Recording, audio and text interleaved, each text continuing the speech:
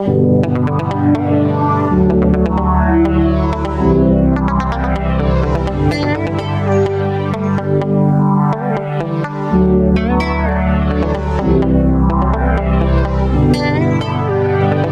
te dire ce que je ressens? Tes bienfaits sont trop grands. Du fond de mon âme coule de larmes qui traduisent mes silences. Comment te dire ce que je ressens? Tes bienfaits sont trop grands. Du fond de mon âme coule de larmes qui traduisent mes silences. Bonjour une fois de plus, bienvenue dans le Seigneur. Et soyons une fois de plus et bienvenue dans la présence de notre Dieu. Ce matin, par sa grâce, il nous donne d'être vivants et d'être encore présents, lui. Il nous conduit sûrement, comme il a dit, au bon port. Alléluia. Et c'est un privilège ainsi d'être vivant en ce matin, deuxième jour du deuxième mois de l'année 2025. Alléluia. Et nous saluons également nos très chers téléspectateurs qui disposent des précieuses minutes de leur temps.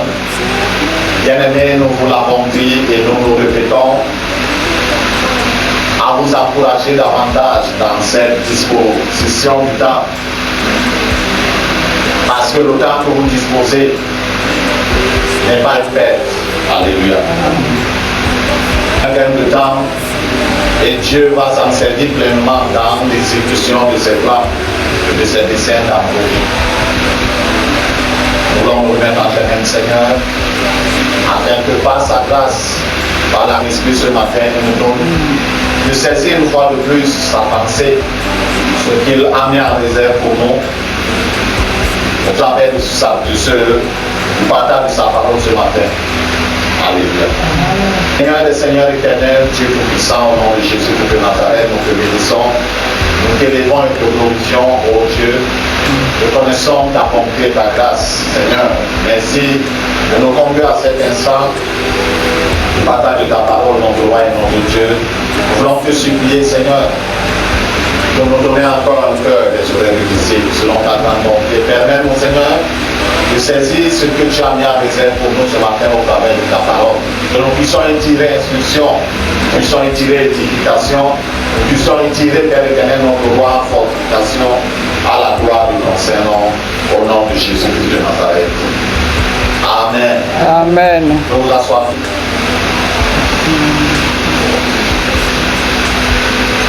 Seigneur, par sa grâce encore ce matin, en tant que bon architecte et fondeur de ses plans, de ses dessins dans nos vies, veut apporter une touche. Alléluia. Amen. Dans nos vies, parce qu'il sait où il nous dirige. Alléluia. Amen. C'est lui qui nous a appelés et c'est lui qui sait par où il nous conduit et où est-ce qu'il nous amène. Amen. Alléluia. Amen. Donc ce matin, il nous invite à prêter davantage attention. Alléluia. Amen. Sur ce thème, n'emprunte jamais un raccourci sur le chemin de ta destinée. Alléluia. Amen. N'emprunte jamais un raccourci sur le chemin de ta destinée. Nous avons vu dernièrement que la destinée était un projet, bien entendu un projet de Dieu pour nos vies. C'était un chemin, c'était un voyage. Alléluia. Bien entendu un long voyage de tout.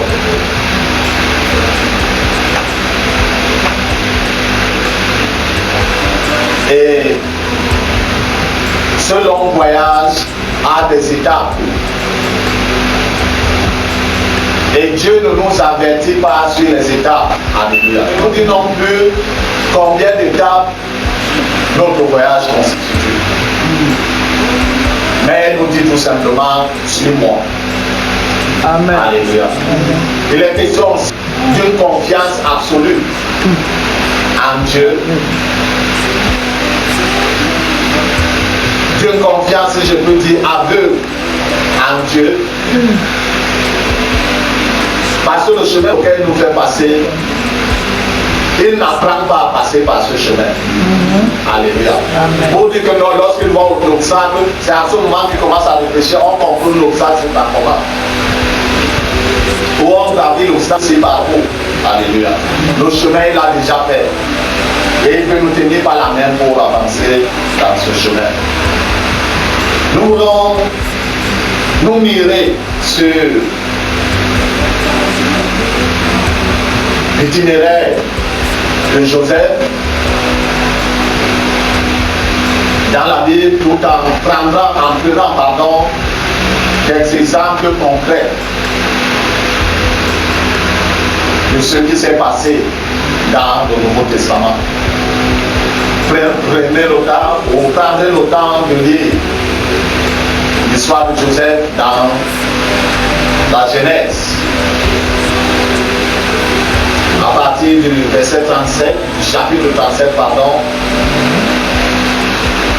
il nous est rapporté l'histoire du alors, la progéniture de Jacob, mais parlant particulièrement de Joseph, qui, tel que nous dit le verset 2, à l'âge de 17 ans, Dieu lui a montré ce qu'il va être dans l'avenir. Donc pour dire sa destinée. Alléluia. Amen. Dieu ne lui a pas dit par où il devait passer. Mais il lui a seulement montré la concrétisation de la chose. Et très tôt, Dieu s'est mis à l'œuvre. Parce qu'il a rapporté cela à ses frères, et ses frères, bien compris, ils l'ont haï. L'autre étant de hautain, l'autre étant d'orgueilleux, il pense que quoi? Lui, le Benjamin, il pense être au-dessus de qui? Et son père a compris la chose. Alléluia. Et son père a gardé précieusement la chose. C'est ainsi que Dieu a lancé le projet. Sans toutefois dire à Joseph que le projet est déjà lancé. Alléluia. Lui, il partait rendre visite à ses frères, prendre les informations et les rapporter à son père. C'est ainsi que le projet étant lancé, Dieu a utilisé ses frères qui se sont comportés comme des étrangers, comme des ennemis, des adversaires, voulant tuer sa vision. Et il disait, on verra comment ces rêves vont se réaliser, nos rêveurs. Même à qui sont en train de participer à la réalisation de ces rêves. C'est ainsi que Joseph a été vendu. Vous lisez la suite. Jusqu'à il atterrit en Égypte et dans Potiphar. Malgré lui, Joseph était obligé de s'exécuter. Alléluia. Parce que lui-même ne comprenait pas ce qui est en train d'arriver. Mais il était de s'exécuter. Son père n'était pas à côté, sa mère même était déjà morte, ses autres mamans et ses frères vont. Ses frères ne pouvaient même pas participer ou alors intervenir en sa faveur. Il a compris qu'il doit s'exécuter. Il a compris. Parce qu'il était vendu comme esclave. Et il a commencé à travailler, et il a commencé. Et c'est dans cet exercice que Potiphar réalise que non, cet esclave hébreu, c'est. Oh non, mais les Hébreux, pourtant c'est un homme de valeur comme ça. Alléluia. Peu de temps après, il confie à Joseph la charge de toute sa maison. Et il ne s'occupait plus de rien parce qu'il a réalisé que Joseph était un homme de valeur. Et Joseph qui est en prison comme l'un des derniers serviteurs est en train de monter les échelons jusqu'à être le majordome de la maison.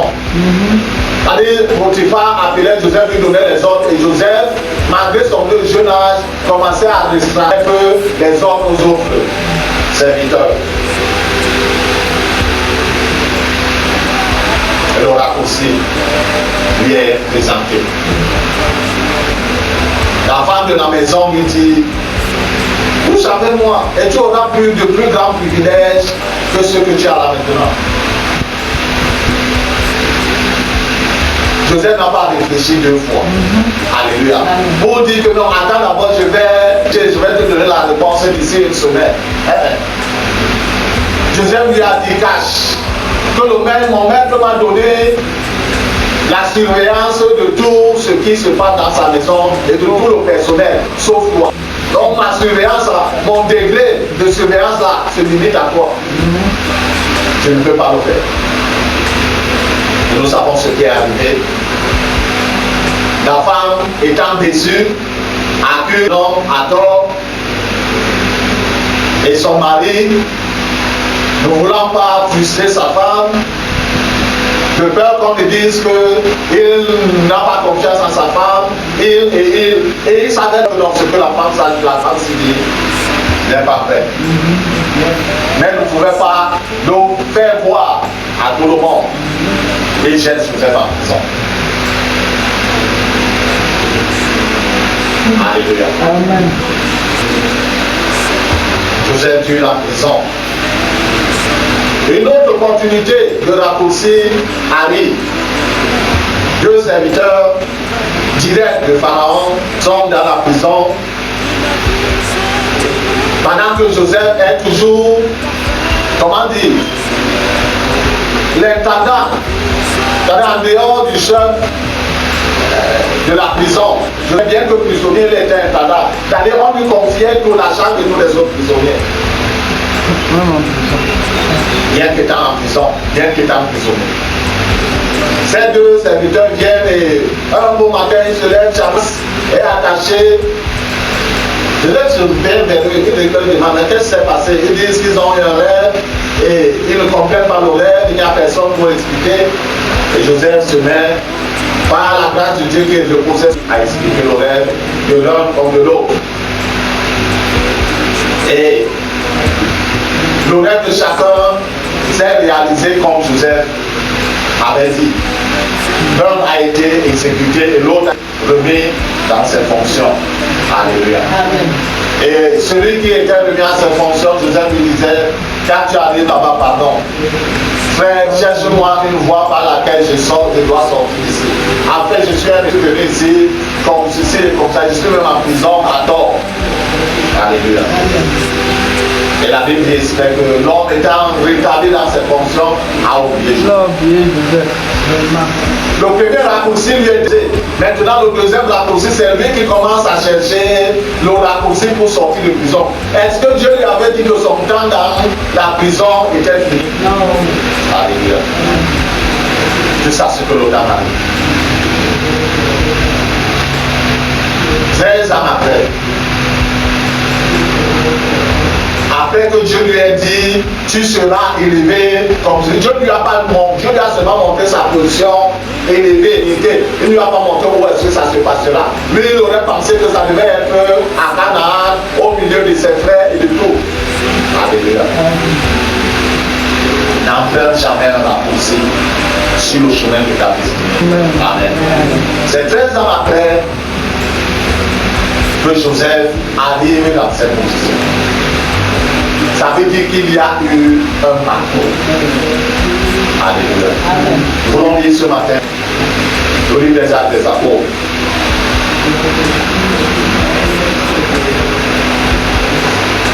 Chapitre 6. Nous lirons plusieurs sections.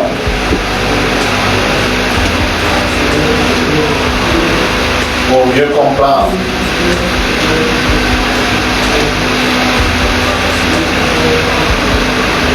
À partir du premier verset, sur verset 6, verset 7, verset 15. Et finalement, au chapitre 7, verset 57 au verset 60. Dans ma version, il est écrit: en temps le nombre des disciples augmentait, les hellénistes murmuraient contre les Hébreux parce que leurs vœux étaient négligés, la distribution qui se faisait chaque jour. Les 12 convoquaient la multitude des disciples et dit: il n'est pas convenable que nous laissions la parole de Dieu pour servir au tard. Verset 3. C'est pourquoi, frères, choisissez parmi vous 7 hommes de qui l'on rend un bon témoignage, qui soit plein d'Esprit Saint et de sagesse, et que nous chargerons de cet emploi. Et nous continuerons à nous appliquer à la prière et au ministère de la parole. Verset 5. Cette proposition plut à toute l'assemblée. Ils élus en plein de foi et d'Esprit Saint, Philippe, Procor, Nicanor, Timon, Parménas et Nicolas, prosélytes d'Antioche. Verset 6. Il les présentait aux apôtres et après avoir prié, leur imposait la main. Verset 7. La parole de Dieu se répandait de plus en plus. Le nombre des disciples augmentait beaucoup à Jérusalem et une foule de sacrificateurs obéissait à la foi. Étienne, plein de grâce et de puissance, faisait des prodiges et des grands miracles parmi le peuple. Verset 9.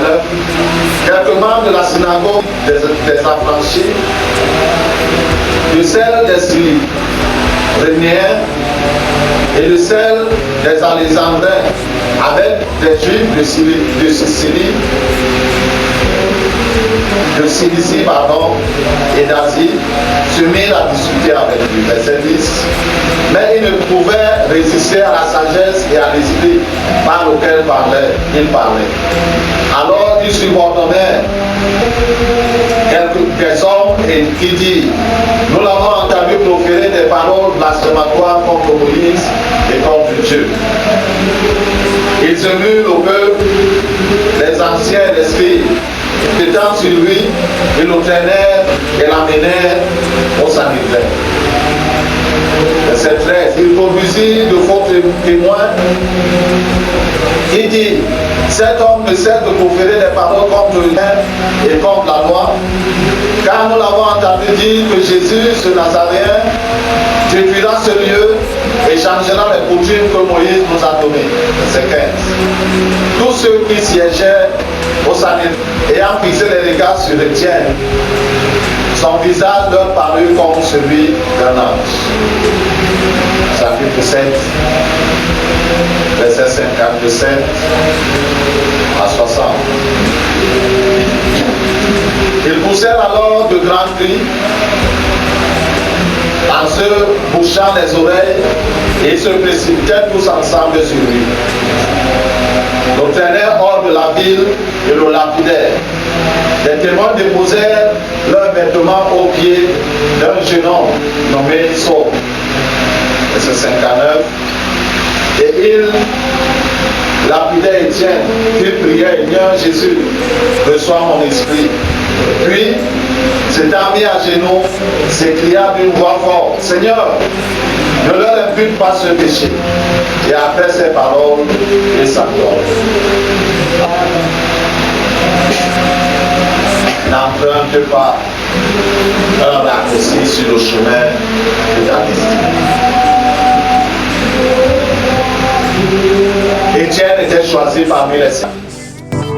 Que ma vie soit une fleur, un parfum pour toi, Seigneur. Que ma vie soit une fleur, un parfum de bonne odeur.